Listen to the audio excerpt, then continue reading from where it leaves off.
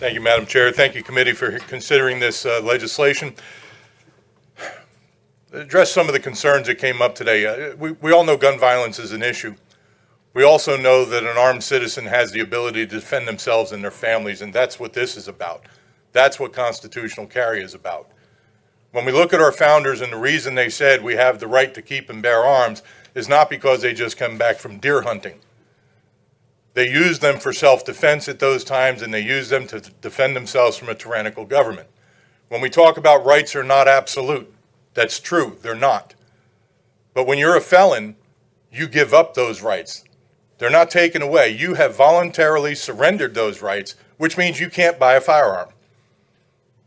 When we talk about permitting processes, which of the other rights that we have, which really you can't enumerate, we have 27 enumerated, but we can't really enumerate them all. Why? Because they're God-given rights we simply have enumerated. But which of any of those do I have to have a permit to exercise? Do I have to have a permit to go down and buy a newspaper? Do I have to have a permit that prevents the police from walking in my home? Do I have to have a permit that says you cannot put troops in my house in times of peace? I don't need a permit for any other right. That's why this is critical.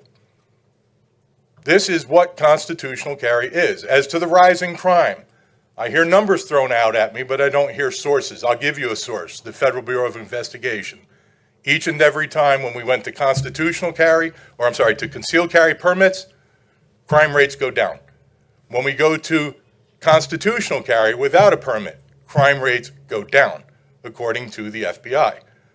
According to the University of Wyoming, crime rates decrease when constitutional carry is implemented. 29 states currently have it, and in each and every case, it drops. When we talk about the crime rate in the United States, if you remove the cities where they have the most restrictive gun laws, Los Angeles, New York, Detroit, Chicago, the United States crime rate drops to one of the lowest on the globe. Why? Because the only ones that carry guns in those towns are the criminals. This is not a situation where we're trying to arm criminals. This is where we're trying to allow people to exercise their rights, to defend themselves, to defend their families in all situations. That is what the founders believed in. And as citizens of the United States, I believe that we still have that right, just as much as we do every other right. That's why I ask for your green vote on this bill.